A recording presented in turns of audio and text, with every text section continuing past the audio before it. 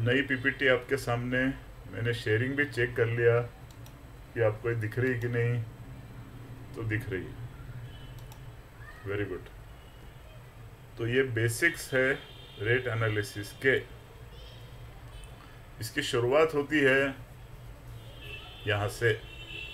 अभी आपको जो दिख रहा है स्क्रीन पे वो है टेंडर के बीओक्यू में से पिकअप किया हुआ एक आइटम। एक आइटम इसलिए दिखाया है ताकि आप एक आइटम पे फोकस कर सकें। जैसे पहले भी हमने बोला था कि इस नॉमेनक्लेचर को डिटेल में पढ़ना चाहिए।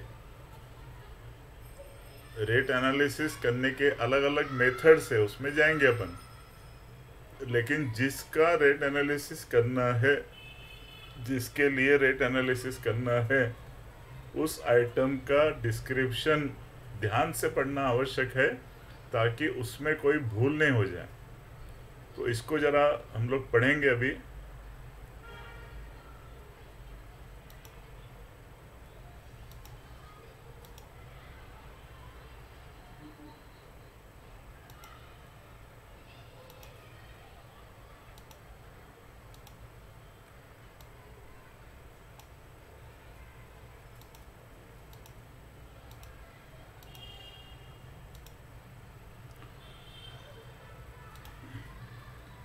ये आइटम मैं आपके लिए पढ़ रहा हूँ, ध्यान से सुनिए।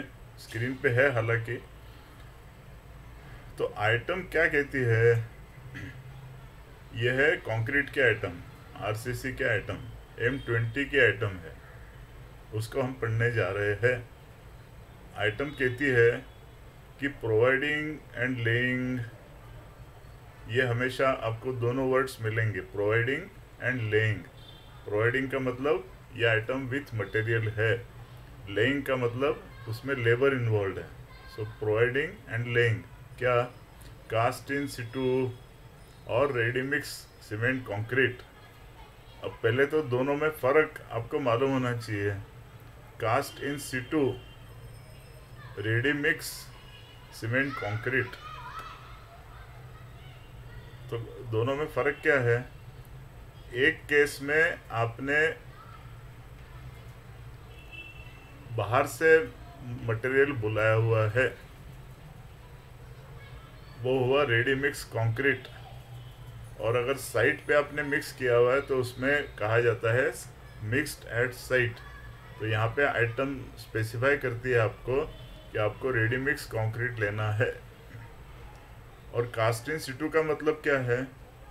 जो प्रीकास्ट नहीं है, प्रीकास्ट प्रोडक्ट नहीं है, इसका मतलब साइट पे आपको कास्टिंग करनी है। कौन सी ग्रेड का है? तो आगे दिया हुआ है M20 का। तो आपको मालूम है M20 ग्रेड का मतलब ये है ऐसा कंक्रीट जिसकी 28 दिन की क्यूब क्रशिंग स्ट्रेंथ आती है 20 न्यूटन पर स्क्वायर mm, जिसको कहा जाता है कैरेक्टरिस्टिक स्ट्रेंथ। अगर 3 क्यूब हमने 28वें दिन टेस्ट किए तो उसकी एवरेज स्ट्रेंथ 20 न्यूटन पर स्क्वायर mm से कम नहीं होनी चाहिए। अब अगला सवाल है कि ये क्यूब टेस्ट कौन करेगा? हाथ से करेंगे क्या? तो नहीं, उसके दो विकल्प है। या तो आप साइट पे अपनी एक छोटी सी लैब बनाइए, अगर टेंडर में रिक्वायर्ड है तो आपको साइट पे एक लैब करनी पड़ेगी, एक क्रशिंग टेस्ट के लिए मशीन रखना पड़ेगा और आप क्यूब टेस्टिंग कर सकते हो। या आपको किसी लैब में, अप्रूव्ड लैब में क्यूब को टेस्टिंग के लिए भेजना पड़ेगा ताकि उसके रिजल्ट्स आ जाए। फिर आगे जो लिखा हुआ है ट्रैप, ग्रेनाइट, क्वार्ट्जाइट, नीस, मेटल, ये सब नाम है एग्रीगेट के। हिंदुस्तान बहुत बड़ा प्रदेश है, बहुत बड़ा देश है, उसमें जियोग्राफिकल वेरिएशंस बहुत है। जियोग्राफिकल वेरिएशंस मिनरल बहुत अलग अलग प्रकार के पाए जाते हैं।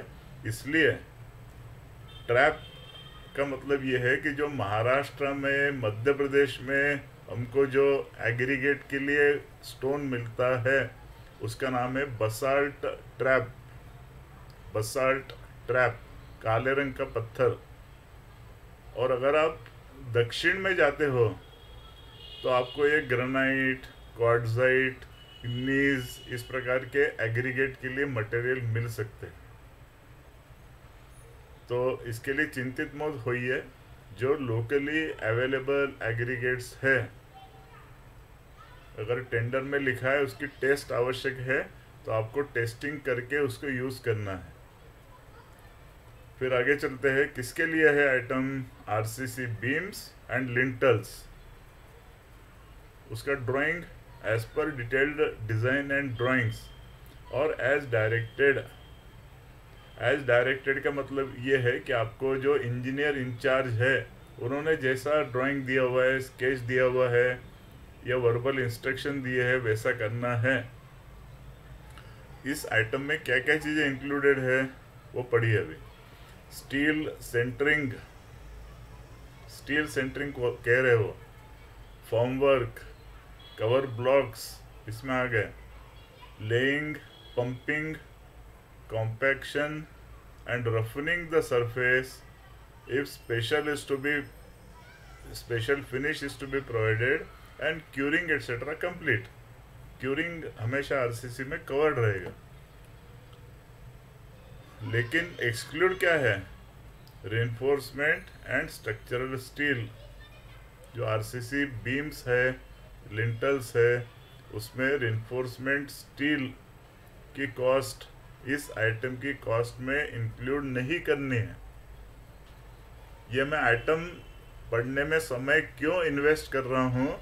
क्योंकि उस आइटम के रेट एनालिसिस में क्या चीज़ें लेनी है और क्या नहीं लेनी है, इसका मार्गदर्शन अपने को नॉमेनक्लेचर ठीक से करता है।